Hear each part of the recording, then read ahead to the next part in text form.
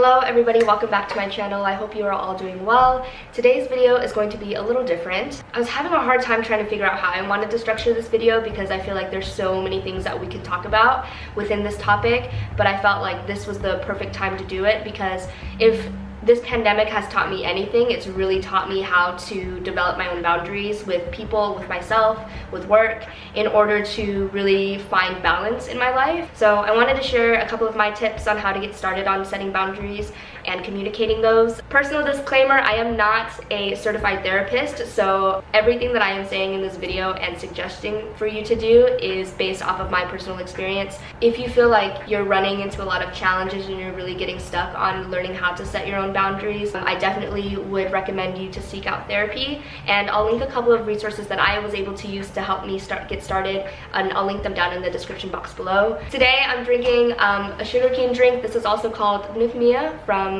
Lee's Sandwiches. It's a really cute place. For a really long time, I didn't have any clue on how to set boundaries. I didn't know what it meant to have boundaries with people. I didn't know what it meant to have boundaries with myself. And so for a long time, I felt like I was really people-pleasing and I was just catering to everybody else's needs when I wasn't paying attention to my own needs. And in the end, it really caused me to internalize a lot of negative thoughts, and it created a really toxic relationship within myself. Boundaries are guidelines for yourself when you're thinking about what you're okay with and what you're not okay with. When it comes to work, when it comes to relationships, when it comes to you and your personal habits, those are all things that might entail some sort of boundary because there has to be some sort of limit to something. Everybody has limits to something. So boundaries are super important because they help you really map out what your needs are and what you will and will not tolerate when it comes to other people or other environments. And it's really important to have boundaries because when you don't have boundaries for things, you can lose a lot of control over the situations that you might be in. And you might be placed in a situation where you're internalizing a lot of negative and toxic energy. I wanted to start off this video by talking about my experience of what it was like when I didn't have any boundaries and I didn't know how to set those for myself. I'm gonna give you 3 different examples of what it's like to have poor boundaries or not any boundaries at all. So the first one is with family. So growing up, my family is super important to me. They are like my #1 people. I would drop everything for them. From high school through college, I would notice myself not being able to take care of things that I needed to take care of, especially as a young adult. There are a lot of transitions that you're gonna go through when you reach 18 years old, when you're getting ready to go to college, when you're getting ready to, do all of these sorts of things. And it's a lot of pressure, it's a lot of things to keep track of. And so for a long time, I felt like I was really neglecting those things and just saying yes to everything and anything, always just catering to everybody else's needs.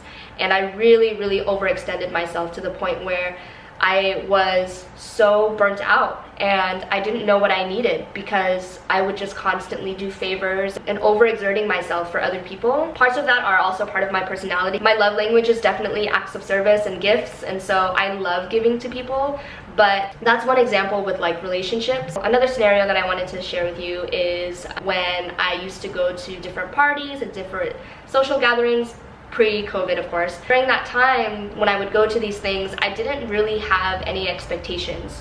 Like I would have a curfew for myself, but when I didn't have boundaries and I wasn't being assertive, I had allowed things to happen that made me feel really uncomfortable, and it caused me to internalize those things, and I couldn't communicate for a long time. And it was really hard for me to speak up on things that were bothering me because in the end, I didn't want to magnify my own problems because I felt like they weren't really important. They weren't important enough to talk about. I know that I'm considered like a very nice person, which I think is something that I love about myself, but it can also come at a price, right? Because I think that I can often allow people to step over me, and until I learned how to really be assertive and communicative about my boundaries, that was when I was able to gain more respect from people. It made me feel a lot better. It made me feel like I was really stepping into my power. Because for a long time, I really felt powerless. I felt like I couldn't stand up for things that I believed in. I felt like I couldn't speak up on things that were important to me and things that I am not okay with. The last scenario I wanted to give to you is having personal boundaries when it came to work and school. I am guilty of being a workaholic. Like, I will work days on days end without breaks because my parents worked really, really hard. And so when I saw them work hard, it internalized for me that that is how I should be working all the time. I should be working myself to the bone. And when I realized I wasn't giving myself personal boundaries in order to create some sort of balance with work, with school, and with life. So whether it means like always saying yes to favors, always picking up the phone when so-and-so calls, always doing this, and keep having that specific routine over the past couple of years, non-stop, it got so overwhelming to me to the point where it became super toxic, and I had internalized so many negative thoughts and so much self-doubt because I started to become codependent on people. I started to, you know, expect things out of people, and I started to become really, really nasty and bitter and started to resent people because I couldn't say no. And I didn't know how to say no. I didn't know how to insert a boundary for myself. That caused me to become like really lost in who I was and what I was okay with and what I wasn't okay with. And my health wasn't up to par. I started to lose a lot of energy. I started to resent a lot of things. And overall, I became a lot more anxious because of that. Now that you kind of have an idea of like where I'm coming from, and I don't know if any of you have ever experienced any of these similar situations, but if you have, leave them in the comments below. I think it would be really helpful for all of us to talk about boundary setting together. When it comes to learning how to set boundaries with yourself, with work, with people you have relationships with, it all starts with up here, your mindset, how you view yourself. In order for me to do this, I had to take some time like by myself. I had to learn how to really appreciate being by myself and with my own thoughts in order for me to really reflect and really think about, you know, things that I'm okay with, things that I'm not okay with. So I took some time. I would take myself on dates and getting dressed up, and I have to feel confident in myself in order to be assertive with other people and with myself. So if that means getting your hair done, doing a new hair color, feeling really good in your body is going to allow you to feel really good up here. When you look good, you feel good, and you do good. When I was taking time to myself to really explore all of the things that I've been feeling, a lot of the things that have been helping me stay confident lately is nice like fitted clothing. I've been working out more, and I've also been into jewelry a lot more. It makes me feel like more feminine and grown. All of my jewelry that I'm wearing right now is from Ana Luisa. I quickly wanted to thank Ana Luisa for sponsoring today's video. In case you're new here, Ana Luisa is a sustainable jewelry company based in New York that sells tons of high-quality pieces from $39 to higher-end prices. They have a wide range of pieces from necklaces to earrings to rings. You all know how much I love rings. And it's a great place to find an accessory that works for you and that's in your price range. I've been slowly developing my jewelry collection over the past few years, and many of my pieces are from Ana Luisa. They are a wonderful company to work with, and I love working with them because of how supportive they are with some of your favorite creatives, and their pieces are timeless. Whenever I wear these pieces, it really ties my outfits together, and for those of you who are constantly on the go like me, you don't really have time to style yourself, so jewelry is a great way to spice up any outfit. I had the opportunity to handpick a couple of pieces, and I wanted to share the ones that I picked up. I love the twisted hoop earrings with the gold twist ring match set. This is super duper cute, and it's a great way to spice up any basic hoop earring. I also got another pair of earrings that were out of my comfort zone. These are the Mismatch Sekai earrings, and I love how they make my outfit really stand out. These are definitely a statement piece for me. The last thing I got was this heart lock necklace, and it represents joy, which is something that I feel like is super duper relevant right now for me. It really reminds me of like the self-love that I'm developing in myself, and so I love wearing this necklace. If you'd like to check out Ana Luisa, be sure to use the link in my description box and cop those deals. Whether it means you're getting yourself something really cute or you are treating someone to a self-care gift, this is a really great place to start. All of the pieces that I'm wearing today, I'm going to link in the description box below, and be sure to check it out. After I spent some time alone, I decided to do a brain dump in my journal and answered this prompt, which is, what are the areas that I'm struggling to set boundaries in my life? What are some things that have been really weighing heavy on my mind?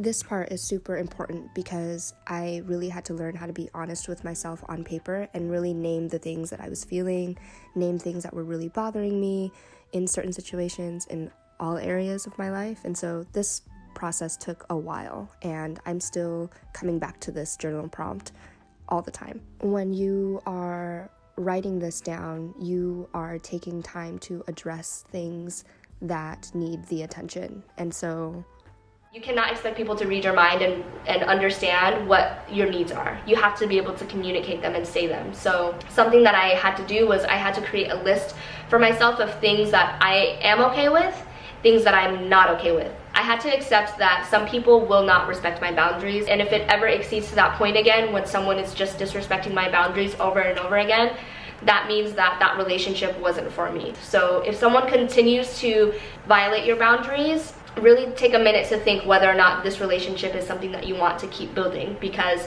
if someone isn't catering to your needs and you're not feeling supported in this, and you've talked about it before, then it might mean that this relationship will no longer keep flourishing.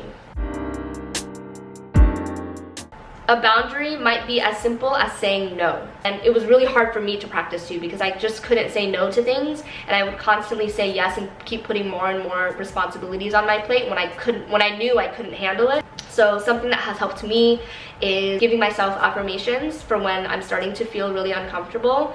And so I will say to myself, like, okay, Angela, like, I am not going to accept this behavior, and if someone behaves this way, this is what I'm going to say. Another affirmation that I say to myself a lot is, hey, it's okay to feel this way. It's okay that I am feeling frustrated. It's okay that I am feeling uncomfortable right now, and I am safe. I am safe within my thoughts, and I will not tolerate X, Y, and Z. You know, just getting into that mindset and getting yourself to practice saying these things. As long as you keep practicing it, I know it's going to be uncomfortable at first, because for some of us, it might be our very first time learning how to set boundaries with people. If it's your very first time doing something, you might not get it perfect the first time. You might not get it perfect the first 1,000 times. It might take a really long time for you to feel really solid and like say, yes, I am super strict on my boundaries. I am great at setting boundaries. Because really, in reality, that's not the case, you know? Like, everybody flows in different ways, and that's okay. When I give myself affirmations, I try to remind myself that, hey, I set these boundaries so that way my mind and my space and my heart feels safe. And if someone violates these boundaries, I'm allowing someone to make me feel unsafe. And so that's kind of like an extreme way of thinking, but it really trained my mind to be like, okay, I don't have to say yes to everything. I don't have to cater to everybody's needs. I can watch out for my own needs. I don't need to explain myself. Speaking of, it is not your job to explain yourself on those boundaries. Your boundary is your boundary. That's yours. That's what makes you, you. I think it's really important that you're gentle with yourself and you forgive yourself in those times where you do allow your boundary to be crossed.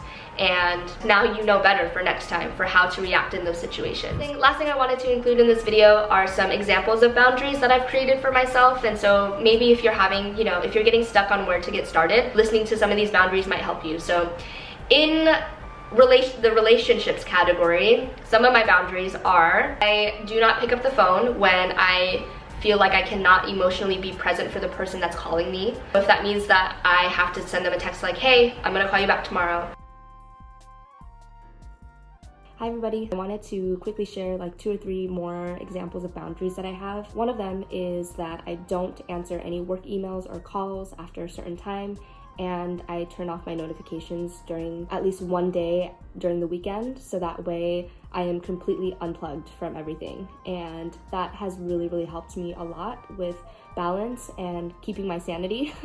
So especially for those of you who like work from home, technically you're not ever really clocked out. So until you set that boundary for yourself, that's when you'll have a clear distinction of when you're clocked in and when you're clocked out. Another boundary that I have for myself is when I'm going to like a party and there's going to be people there.